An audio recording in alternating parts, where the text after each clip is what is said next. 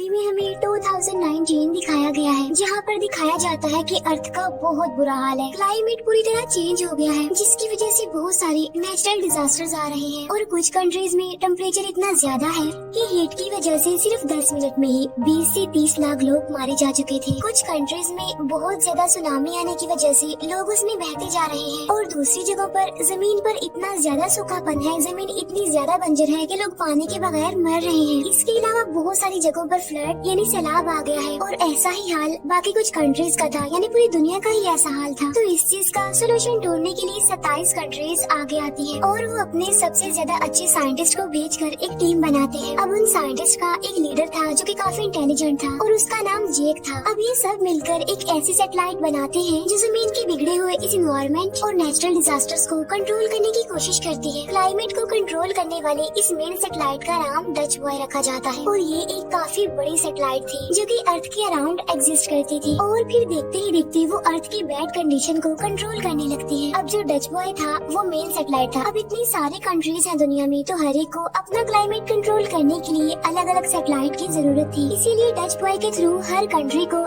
एक एक सैटेलाइट दिया जाता है, जिससे हर कंट्री का सैटेलाइट अपने अपने कंट्री के क्लाइमेट को कंट्रोल करेगा। अब जमीन के ऊपर उन सारे सैटेलाइट्स का एक जाल बन जाता है। अब डच बॉय को बनाने वाला, उसे कंट्रोल करने वाला कोई और नहीं बल्कि उन साइंटिस्ट का लीडर जेक था। अब क्योंकि जेक यूएस से बिलोंग करता था, इसीलिए डच बॉय का पूरा कंट्रोल यूएस गवर्नमेंट लेना चाहती थी, लेकिन जेक इस बात के लिए एग्री नहीं होता, तो इसीलिए वो अपना अप्रूवल नहीं देता। इसीलिए अब यूएस गवर्नमेंट उसी के अगेंस्ट चार्जेस लगा देती है। इसके बाद उसे जॉब से निकाल दिया जाता है और उसके बाद यूएस गवर्नमेंट डच बॉय को अपने कंट्रोल में कर लेती है और इसमें गवर्नमेंट का साथ कोई और नहीं बल्कि जेक का अपना भाई मैक्स देता है और वो खुद ही डच बॉय को मैनेज भी कर रहा था। यानी इसका मतलब ये है कि जेक के भाई ने उसे धोखा दिया था। इन बातों की वजह से जेक को काफी बुरा लगता है और उसे काफी गुस्सा आता है इसलिए। लेकिन उसकी फैमिली भी अब उससे दूर थी। उसकी एक बेटी थी जो कि उसे सिर्फ वीकेंड पर ही मिला करती थी। इसके बाद इस बात को 3 साल गुजर जाते हैं। इन 3 सालों के दौरान अर्थ का एनवायरमेंट, क्लाइमेट बिल्कुल सेफ रहता है, स्टेबल रहता है। लेकिन तभी हमें अफगानिस्तान का एक गाँव दिखाया जाता है जो की एक डेजर्ट में था। लेकिन तभी अचानक से उस गाँव का टेम्परेचर इतना ज्यादा गिर जाता है कि वो पूरा गाँव ही फ्रीज हो जाता है। लोग फ्रीज होने लगते हैं, बर्फ जमने लगती है वहाँ पर, जिसकी वजह से गांव के सारे लोग मारे जाते हैं। अब ये बात जानने के बाद यूएस प्रेसिडेंट और कुछ मेन लोगों की मीटिंग होती है, जहाँ पर उन्हें डाउट होता है कि शायद डच बॉय में खराबी होने की वजह से ही वो पूरा गांव फ्रीज हो गया है। लेकिन अब किसी भी तरह करके उन्हें ये बात छुपानी थी। लेकिन जेक का भाई मैक्स कहता है कि हमें ये बात छुपाने की बजाय डच बॉय को रिपेयर करना चाहिए और इस मिशन के लिए हमें जेक की हेल्प चाहिए होगी, क्योंकि वो अकेला ही डच बॉय को बनाने वाला था। अब मैक्स के कहने पर जेक पहले तो उसे साफ साफ इनकार कर देता है, लेकिन फिर मैक्स यहाँ पर एक ट्रिक करता है। वो कहता है कि डच बॉय को तुमने बनाया है ना, लो अब उसमें खराबी आ गई है, इसीलिए अब किसी भी तरह करके तुम्हें ही उसे रिपेयर करना होगा। लेकिन जेक को यकीन था कि उसने ऐसी परफेक्ट और स्ट्रॉन्ग चीज बनाई है जिसका खराब होना इम्पॉसिबल था। लेकिन फिर भी वो डच बॉय को चेक करने के लिए एग्री हो ही जाता है। इसके बाद हमें इंटरनेशनल स्पेस स्टेशन दिखाया जाता है और ये वो जगह थी जहाँ पर डच बॉय और बाकी सैटेलाइट्स को कंट्रोल किया जाता था और यहाँ पर अफगानिस्तान की पुरानी सैटेलाइट को निकाल कर नई लगाई जाती है। अब जेक एक हफ्ते के बाद वहाँ पर आने वाला था। जब अफगानिस्तान की पुरानी सैटेलाइट आती है तो एक साइंटिस्ट उसका सारा डाटा ले लेता है और जाकर उसे चुपके से अपने लॉकर में रख देता है। लेकिन जब वो आगे जा रहा होता है तब अचानक से उस एरिया की सारी विंडोज ओपन हो जाती हैं, जिससे वो साइंटिस्ट डीप स्पेस में खींचा चला जाता है, यानी कोई जानबूझकर उसे मार देता है। इसके बाद हमें हांगकांग का सीन दिखाया जाता है, जहाँ पर क्लाइमेट कंट्रोल के हेडक्वार्टर में हम एक आदमी को देखते हैं और ये आदमी हांगकांग की सैटेलाइट का हेड था। फिर एक दिन वो स्टोर से खाने का सामान लेने जाता है, तभी अंडे उसके हाथ से गिर जाते हैं और तभी वो नोटिस करता है कि वो अंडे गिरते ही फ्राई हो रहे हैं और फिर देखते ही देखते वहाँ पर अर्थक्वेक आने लगता है, यानी ज़लज़ला आने लगता है। जमीन फटने लगती है और आग उगलने लगती है, बिल्कुल किसी लावा की तरह। तब हांगकांग का वो हेड अपनी गाड़ी लेकर वहाँ से भागने की कोशिश करता है और जैसे जैसे वो भाग रहा होता है उसके पीछे की जमीन धंसती जा रही थी। वहाँ से निकलते निकलते वो सिटी से बाहर आ जाता है और आकर वो एक ब्रिज पर रुक जाता है और जब वो पीछे मुड़कर देखता है तो सारी बिल्डिंग्स नीचे गिर रही थी और देखते ही देखते वो पूरा शहर इस डिस्ट्रक्शन की लपेट में आ जाता है। हर तरफ तबाही मच जाती है, बचने का तो कोई चांस नजर ही नहीं आ रहा था। अब यहाँ पर हांगकांग का वो हेड चाइना का डच बॉय का सैटेलाइट एक्सेस करना चाहता था, लेकिन उसकी एक्सेस पर डिनाइड आ जाता है, जिसकी वजह से वो लॉग इन नहीं हो पाता। तो वो जल्दी से मैक्स को कॉल करके इस बारे में इन्फॉर्म करता है, और जब मैक्स लॉग इन करने की कोशिश करता है तो उसकी एक्सेस भी डिनाइड आ जाती है। यानी इसका मतलब साफ था कि उनका पूरा सिस्टम किसी ने हैक कर लिया था, जिसके बाद सबकी एक्सेस ब्लॉक कर दी गई। फिर हांगकांग का हेड मैक्स को कहता है कि अगर इसी तरह क्लाइमेट चेंज होता रहा और नेचुरल डिजास्टर्स आते रहे तो लास्ट में जियोस्टॉर्म आ जाएगा। जियोस्टॉर्म यानी ऐसा दिन जब पूरी दुनिया तबाह हो जाएगी। और तभी उस हेड के ऑफिस में कुछ लोग आ जाते हैं। तब ये देखकर वो हांगकांग का हेड कहीं पर छुप जाता है, और जो लोग वहाँ पर आते हैं वो उसके लैपटॉप से सारे इन्फॉर्मेशन ले लेते हैं। और ये देखकर वो हेड समझ जाता है कि कोई तो इंसान ऐसा है जो डच बॉय पर एक्सेस करके उसे हैक कर रहा है। अब यहाँ पर मैक्स वहीं पर काम करने वाली एक हैकर की हेल्प से ये चीज चेक करने के लिए उसे कहता है कि किसने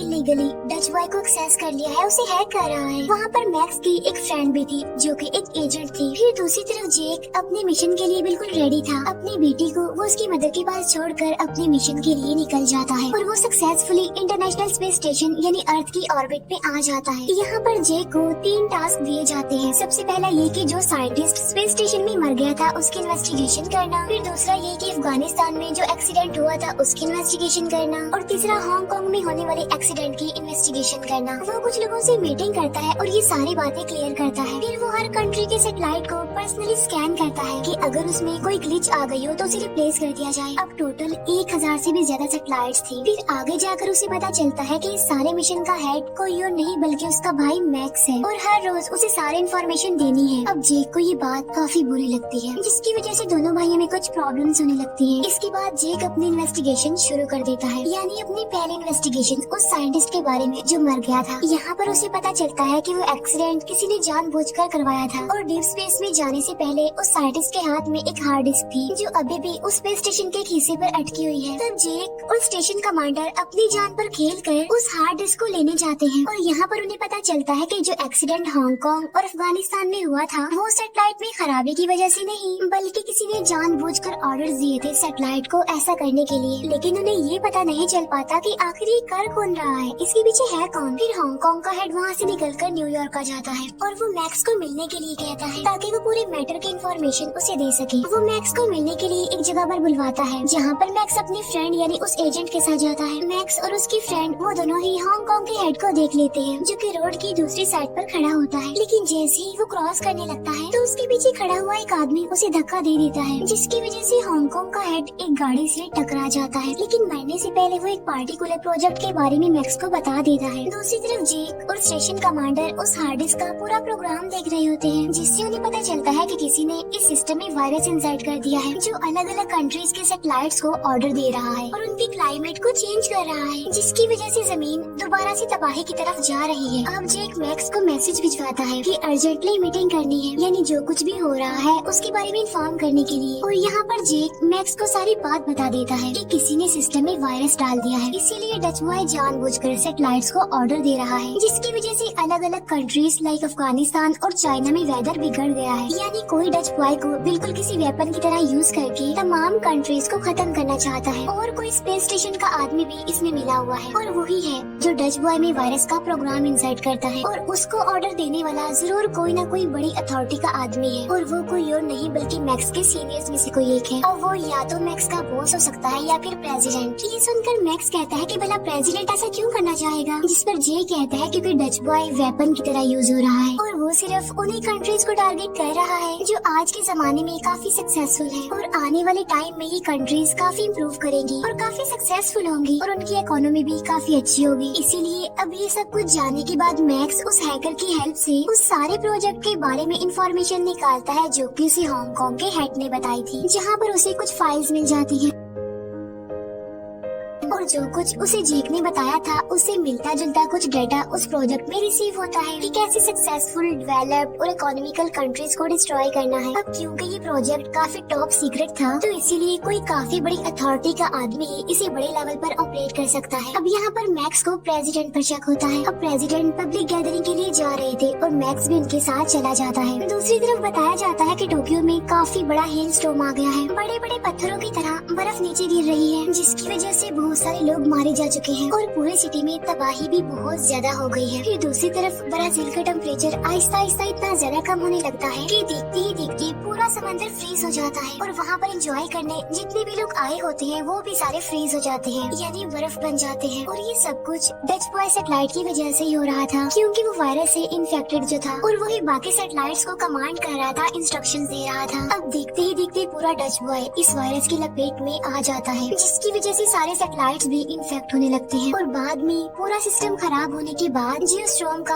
अलर्ट आने लगता है कि आने वाले 1.5 घंटे में पूरी दुनिया तबाह होने वाली है। लेकिन अगर इसे बचना है तो डच बॉय सैटेलाइट को रिस्टार्ट करना होगा, जिसकी वजह से उसका पूरा प्रोग्राम रीसेट हो जाएगा, जिससे सिस्टम खुद को रिपेयर करेगा और वायरस को खत्म कर देगा। लेकिन सिस्टम को रिस्टार्ट करने के लिए प्रेसिडेंट की बायोमेट्रिक एक्सेस चाहिए होगी। अब ये सारी बातें जेक मैक्स को बताता है। तब ये सुनकर मैक्स को काफी गुस्सा आता है कि प्रेसिडेंट आखिर ऐसा कैसे कर सकता है। तो इसीलिए वो प्लान बनाने लगता है कि आखिर कैसे प्रेसिडेंट की बायोमेट्रिक एक्सेस ली जाए। तब मैक्स को परेशान देखकर उसका बॉस उससे पूछता है कि क्या हुआ, इतने परेशान क्यों लग रहे हो। तो यहाँ पर मैक्स अपने बॉस को सारी बात बता देता है कि शायद प्रेसिडेंट का ही हाथ है डेवलप्ड कंट्रीज को तबाह करने का। अब ये सुनकर उसका बॉस पूछता है कि तुम्हें कैसे पता उस पार्टिकुलर प्रोजेक्ट का। अब ये बात सुनकर मैक्स काफी हैरान रह जाता है, क्योंकि उसने प्रोजेक्ट की तो बात ही नहीं की थी। और इसीलिए मैक्स समझ जाता है कि चाहे इसमें प्रेसिडेंट का हाथ हो या ना हो, लेकिन मेरे बॉस का हाथ जरूर है। अब उसका बॉस उसे मारने के लिए जाता है, लेकिन मैक्स वहाँ से बचकर भाग जाता है और वो अपनी फ्रेंड यानी उस एजेंट को सारी बात बता देता है। अब क्योंकि वो लड़की एक एजेंट थी तो प्रेसिडेंट की प्रोटेक्शन की रिस्पॉन्सिबिलिटी उसकी थी, इसीलिए वो जानबूझकर पब्लिक प्लेस में फायरिंग करती है, जिसकी वजह से प्रेसिडेंट को लेकर जाना पड़ता है। वो प्रेसिडेंट की बाकी गार्ड्स को भी मार देती है और उसे अपने साथ एक गाड़ी में ले जाती है और उस गाड़ी में मैक्स भी था, जहाँ पर मैक्स उस प्रेसिडेंट को सारी रियलिटी बता देता है। लेकिन तभी मैक्स के बॉस के कुछ लोग वहाँ पर आकर उनकी गाड़ी का पीछा करने लगते हैं और उन पर बहुत ज्यादा फायरिंग करने लगते हैं। और तभी यहाँ का वेदर भी अचानक से चेंज होने लगता है, यानी खराब होने लगता है और यहाँ पर भी काफी अर्थक्वेक आ रहे थे। अब जेक ने डच बॉय को इस तरह से सेटअप किया हुआ था कि अगर जियोस्टॉर्म का अलर्ट आए तो ये पूरी सैटेलाइट अपने आप से ही सेल्फ डिस्ट्रक्ट हो जाए, ताकि ये जमीन पर आकर ना गिरे। अब इसी सेल्फ डिस्ट्रक्शन की वजह से वो स्टेशन भी तबाह होने वाला था। अब उस साइंटिस्ट के पास सिर्फ कुछ मिनट ही बचे थे वहाँ से एस्केप करने के लिए। जेक सबको ऑर्डर देता है कि वो शटल में बैठकर वहाँ से चले जाएं। और यहाँ पर जेक को उस आदमी के बारे में पता चल जाता है कि किसने